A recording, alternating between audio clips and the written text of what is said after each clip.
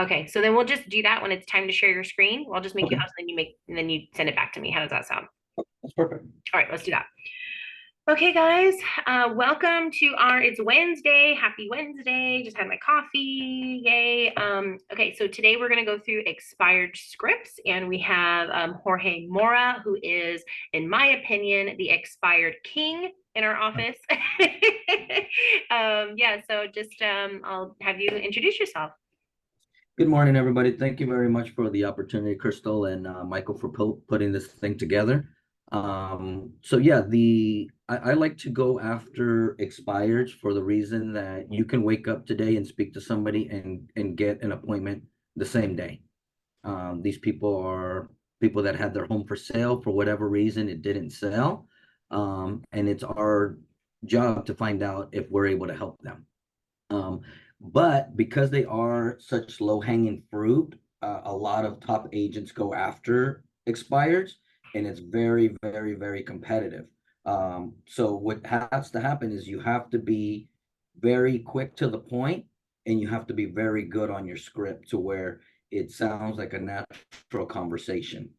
Um, so what I do is I started with the script that Crystal will be sharing in the group, and then I just kind of just tailored it to my personality and the way that I wanted to speak to people, and I wanted how I wanted them to speak to me back.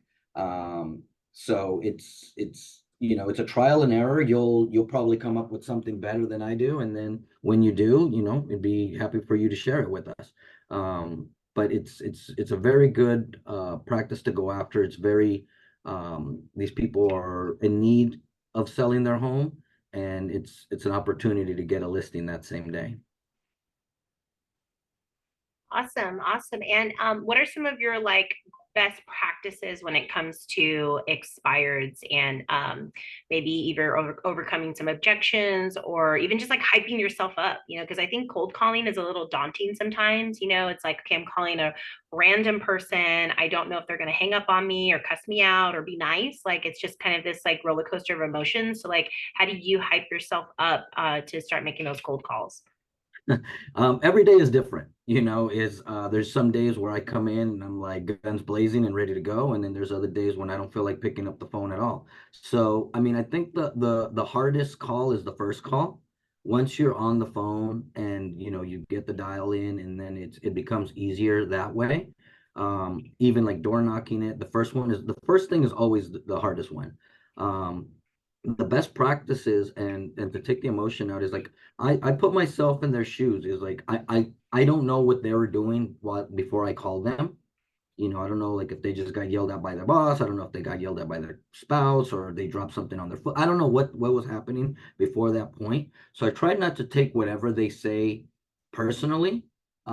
They don't know me and I don't know them, so like, I mean, it can't be personal, So once I take that and keep that in mind, it keeps me focused on what I need to do. And having um a script is a great foundation because it helps me to redirect back to what the conversation that I want to get to.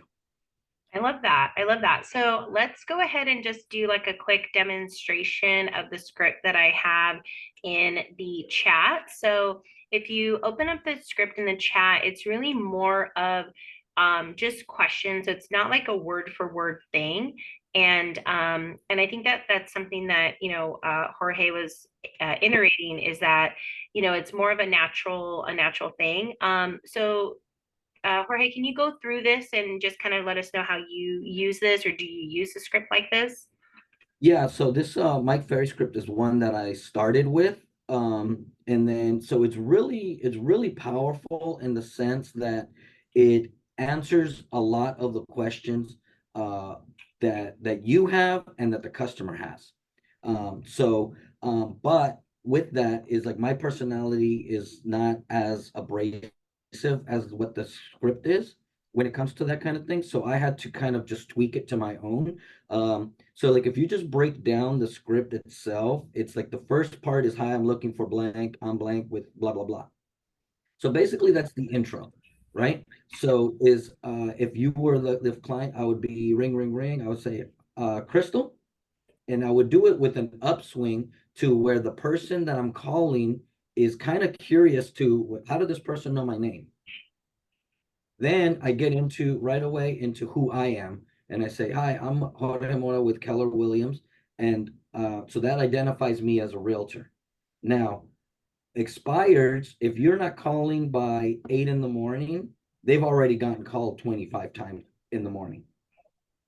So if you're calling them later in the day, which is still fine because not everybody's going to get everybody at that time, but if you're calling somebody later in the day, they're probably going to be more agitated than anything else because one, their house already didn't sell, and two, more than likely their agent didn't tell them that their house was going to expire and they were going to get blitzed with phone calls in the morning.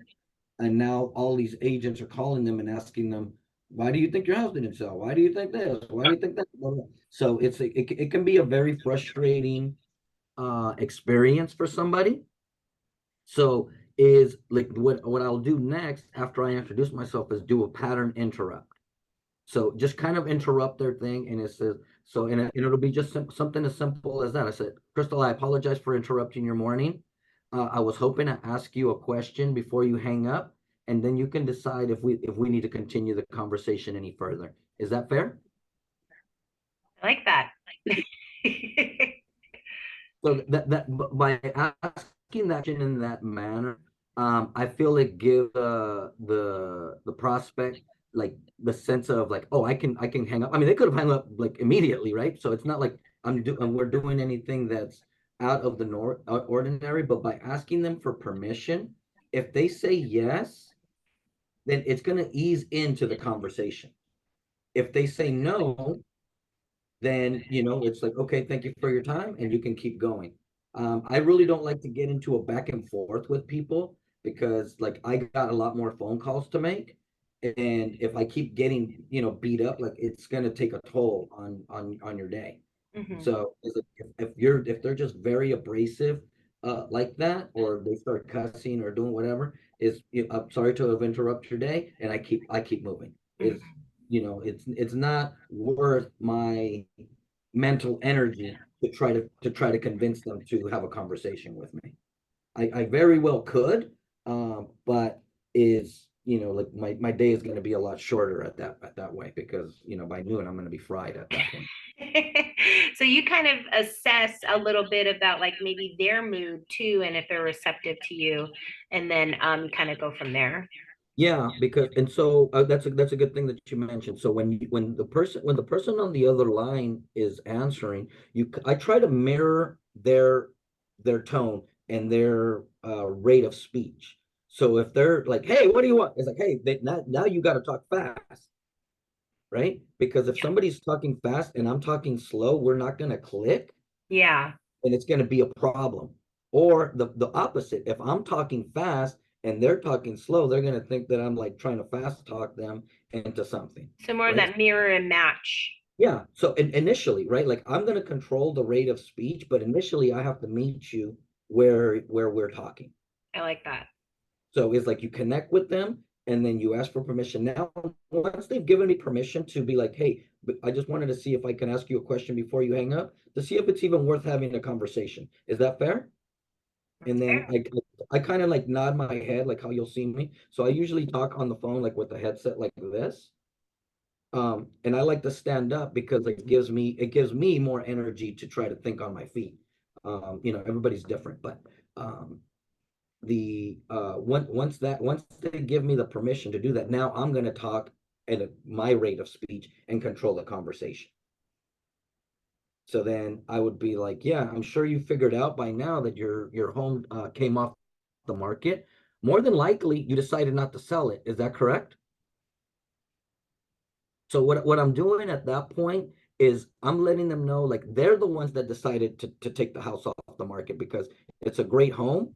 And of course, that's the reason why it didn't sell, right? So then they're gonna like now they're gonna try to defend whatever they were gonna do.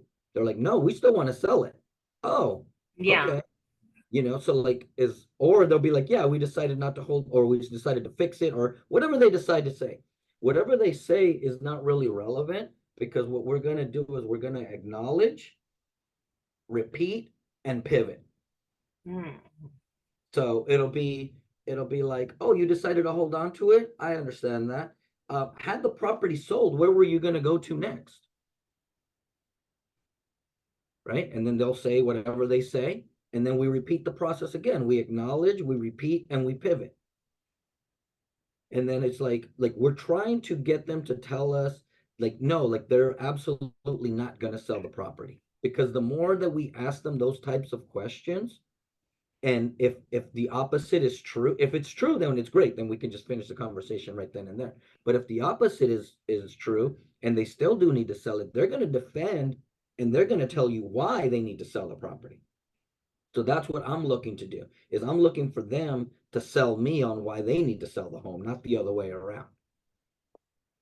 Because if I have to sell you on why you should sell your home today, I'm going to have to do that all the way through the whole process of getting the home sold. Right.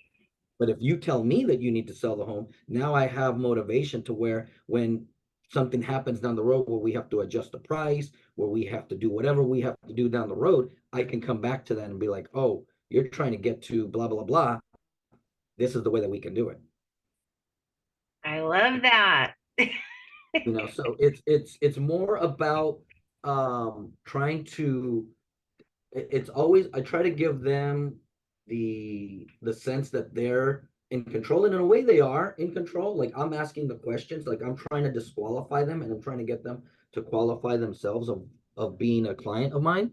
Um, but it's also giving them the authority to be like, yeah, you know what, I could hang up this call, or I could do this, and before long, like now, like it separates us from the person that are like trying to bulldoze them into getting an appointment with them, right?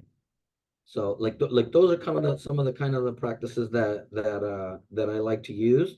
Um, and when I first started, I was using Vulcan 7, which is a great company. If you plan on calling expires, they scrub all the information from you for the expires, for sell by owners. They cross it through the do not call lists. So it's a very effective method. And service to use if you're going to be calling them on a consistent basis. If you're calling them on a consistent basis, it's relatively inexpensive at 300 and something dollars. But if you're not going to call them, it's a very expensive subscription that you're going to have for no reason.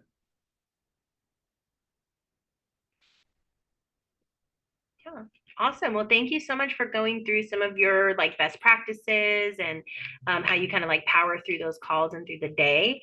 Would you like to do a quick demonstration of a call, and you could be the agent and I'll be your seller? Yeah, that'll work. Okay, sounds good. Okay. So what we'll do is, let me see something. Okay. If I'm able to share my screen, because there's a property that's expired, and then like we can role Okay. play this Yeah, and then property. I'll make you the host and then you can switch it back when you're done. Sound good? Okay, perfect. Okay. Okay. Um, oh, shush. Hold on.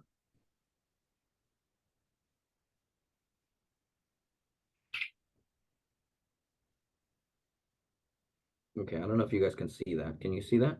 Yes. Okay, so we're looking at this property, 6239 East 6th Street. So it shows expired. It was at 1.4. It was on the market 54 days. One picture, no description. So what I normally would do is I'll look at the tax roll and see who the owner is. If this is if you're not using Vulcan, this you would have to do it like manually like this. If you are using Vulcan, this information would have already populated, but there's a way to do it without paying for Vulcan. Um, so I would do this information. So it's like Patricia Towner, and then I look at like, does the person live there? Right? Is this is it their own home, or is it an investment property? So this right here tells me that they live there. Okay. Right. So then it looks like they bought it in 74. They bought it for 55,000. Okay. So the house is probably already paid off, more than likely. And then I'll even go as far as looking at the history. Like this here will tell me like what has happened with the house. If it's, here it tells you that it was under contract and then available, and now it's active, and then it canceled. It was on hold for a while. So there's a story going on with this, and it's the same agent that had it the whole time since October, right? So a lot of stuff happened.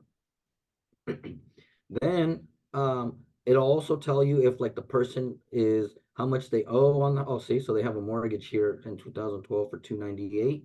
Um, so maybe the house isn't paid off then. I mean, you know, 12 years to pay off 300,000. I don't know. Maybe they did, maybe they didn't.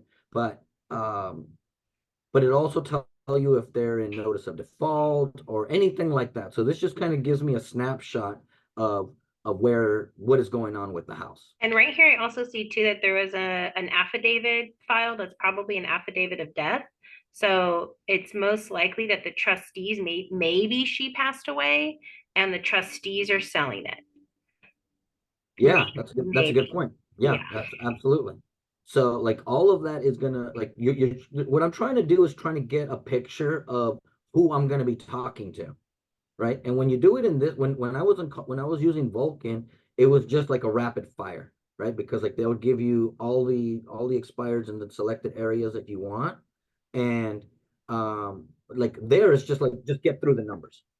Now, since I've been a little bit more targeted in what I'm doing, like I don't want listings like way out far away. So like I've been focusing more in like Long Beach, Carson, somewhere like where it's like drivable for me, like Lakewood, like all around in the surrounding areas. So I will pull information from those things and but with that, it allows me to go a little bit more into in depth of it before I call them.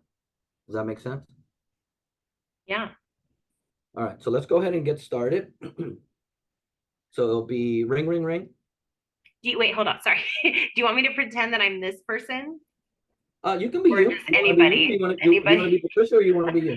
Okay. I don't know. I guess I'll just be someone random. Or I guess I'll be this one. Yeah. You'll be Patricia? Okay, sure. Okay. So ring, ring, ring. Hello. Hello, Miss Patricia. This is her. Hi, my name is Jorge Mora with Keller Williams. I apologize for interrupting your morning. I was hoping to ask you a quick question and then you can decide if we would need to continue our conversation. Is that fair? Sure. What is this regarding? Oh, thank you. This is regarding, I'm sure you figured out by now that your property over on 6th Street has come off the market. The most logical thing is that you decided to hold on to it, and I was just calling to find out if that was the case. I mean, we're still trying to get it sold, but I we were getting a lot of lowball offers, and I just, I don't want to just give the property away. Absolutely not. Yeah, it's a great property in a great area, so it's definitely going to command a good price. And you said that you were getting a lot of lowball offers. Yeah, so we actually just got we didn't get too many, but we did get a couple and they were just really low. Were they? Okay. So they were almost like trying to like take the property out from under you at that point, huh? Right. Okay. And I noticed on the MLS that you only had one photo of the property. Is there a specific reason why you opted to do that? No, that's weird. There should be more pictures than that. Oh, okay. And then also like there's not very much of a description of the property on there. Is there a reason for that? No, there shouldn't be. Oh, interesting. The so if you did sell the home, what are your plans after that? Are you guys going to stay here locally, or are you getting a bigger place, a smaller place? We're trying to move out of state. Oh, really? Yeah. Oh, nice. What state are you thinking of moving to? We just want to be closer to family. We have some family in Colorado. In Colorado? Oh, okay, perfect. And do you already have a home out there, or are you going to be buying a home there? Probably just renting for a little bit and then figuring it out after that. Okay, fantastic, fantastic. And is leaving this house that on 6th Street is leaving this house as a rental, is that an option for you, or do you want to get it sold? I mean, if we could get it sold, that would be the best case scenario. Okay, very good. And I saw that it was listed at 1.4. Is that the number that you had in mind, or is there a different number that you had in mind? Yeah, if we could get 1.4, that would be great. Okay, very good. Um, and when you decide to go back on the market, are you 100% committed to an agent already, or are you going to take your time and interview different agents to get different marketing strategies to see which one fits best of your goals and needs? I haven't really thought about using someone else. The previous agent that we were using was, really doing a lot of work, and I feel bad that we didn't get the price that we wanted, but I felt that they did a lot of work. Yeah, and I'm sure that they did do that. But you wouldn't be closed mind to getting a second opinion from another agent just to see if another strategy might be better fit for your goals and needs. Is that what I'm hearing? Well, what would be your strategy?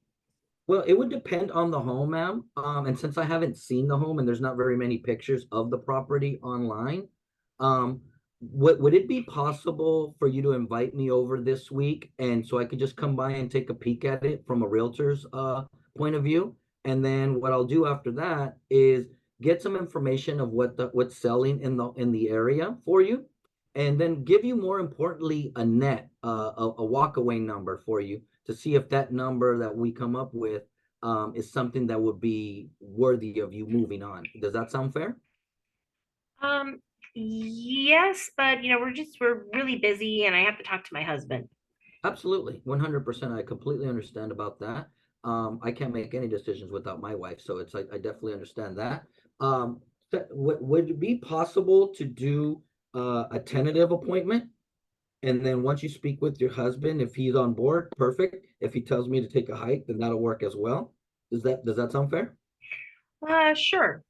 Okay. And then are weekdays or weekends better for you? We're better for the weekday. The weekdays? Okay, perfect. Do you prefer mornings or afternoons? Afternoons. In the afternoon? Okay. So in the afternoon, let me look at my schedule here. Today is Wednesday. I can do tomorrow after 3 or Friday anytime after 4. Which one would work better for you? Friday at 4 would be better. Friday would work? Yes. Okay, great. So what I'm gonna do, am I reaching you on your cell phone number right now, Miss Yes. Patricia? I Yes. am. Okay, perfect. And you get text messages on this line. Yes. Okay, great. So what I'm gonna do right now is I'm gonna text you my business card and a tentative appointment for Friday at 4. And that way when I call you or text you tomorrow to confirm, you would have already known that we've spoken. Is that okay? Yes. Okay, perfect. So I'm gonna go do a little bit of homework on my end before coming out, but I look forward to meeting yourself and your husband. And I'm sorry, what is your husband's name? Ryan. Ryan. Okay, very good. So I look forward to meeting yourself and Ryan on Friday at 4 o'clock. Okay. Sounds great. All right. Thank you I so do much. thank you very much for your time, Miss Patricia. You enjoy the rest of your day.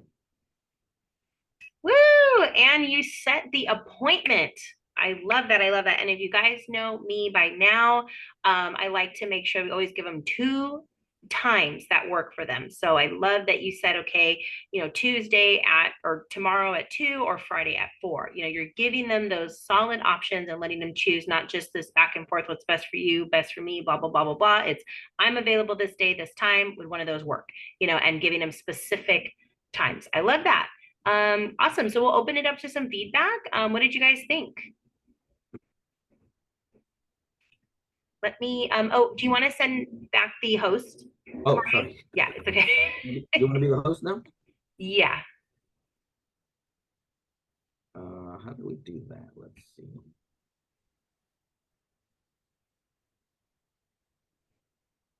Okay. perfect. Um, yeah, so any feedback? What did you guys think of that?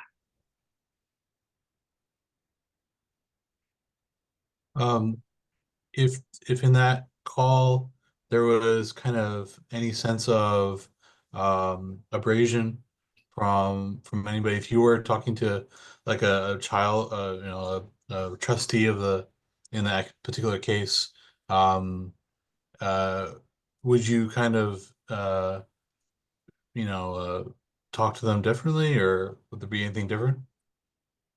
I'm not sure I understand the question. If they said that they weren't the owners, or they had to deal with somebody else, um, would you simply say, well, uh, when you can talk to other people, uh, let's get together or something like that? Yeah, if they're not the owner, you want to be like I try to be polite, but like I'm not trying to like spend the whole time talking to them if they're not the decision maker. I'm trying to get to the decision maker. So if they tell me that they're not the decision maker, it's like, oh, okay, Robert, no problem. Who does make the decisions? Mm. And then they'll tell me so and so. Perfect. Are they available? Like I'm gonna see if they're there now. If they're there now, great. Let me talk to them. More than likely, I called this person's cell phone number, so they're not gonna be available.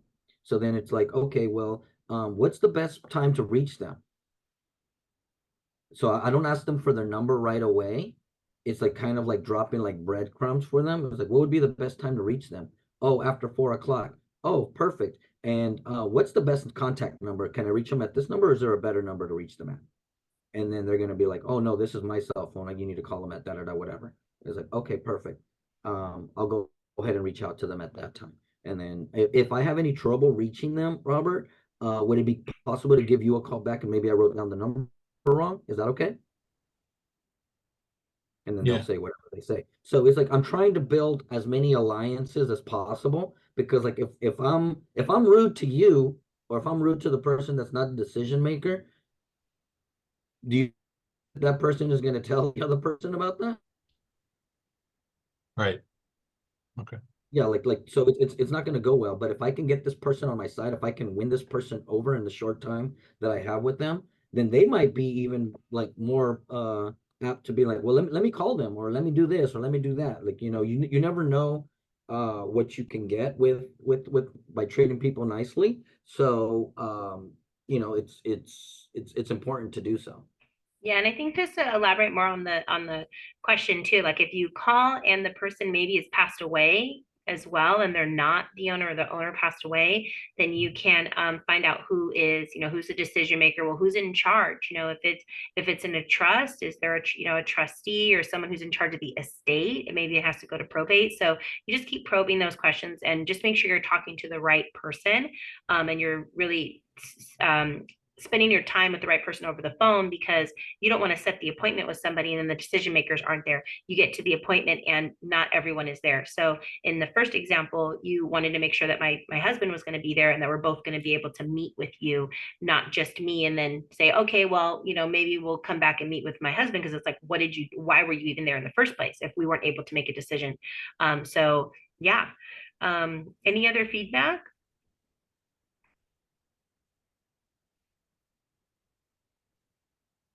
Yeah, well, thanks. Thank you so much. And anything you want to add to that, Jorge? Yeah, I just think that something important to keep in mind is like if you are gonna go after expireds, it's a great source. Like I said, it's something that where you can get a listing like today or like this week kind of thing. You have a conversation with somebody, and there are people that have already raised their hand, um, that they want to do something, they want to sell for whatever reason it didn't happen, and people's lives do change, so like sometimes it does, like it doesn't work out, and that's okay too. But if you are going to go after them, kind of put yourself in their shoes, right? It's just like they're getting bombarded with phone calls, so you need to be on your p's and q's when you call them, because like if you're stumbling, or you're whatever, they're going to chew you up. They're going to chew you up, and you're going to get cussed out a lot. Like I still get cussed out a lot too, don't get me wrong, but it's less than when I first started. Yeah, so you figured out how to navigate through some of those difficult conversations, or figure out when to cut it off, or continue, make sure you're talking to the right person. And I love that, even the script that we passed out has some of those questions, as we were talking about, like the conversation can go anywhere. So if you have those questions, maybe it's your top three or top five, and you're like, okay, I have to ask these questions. You can redirect the conversation if it's kind of going off, to make sure that you're still moving forward to push to that appointment. So, Yeah, really good yeah. point. And real quick, of course, so just to add to that is something that I hear people say regularly is like, oh, I don't want to read a script because I don't want to sound like robotic.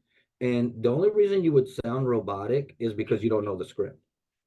Mhm. Um, if I ask you what your address is in the middle of the night, I wake you up and say, "Hey, what's your address?" You're gonna know your address, right? Yeah. Because like you know that.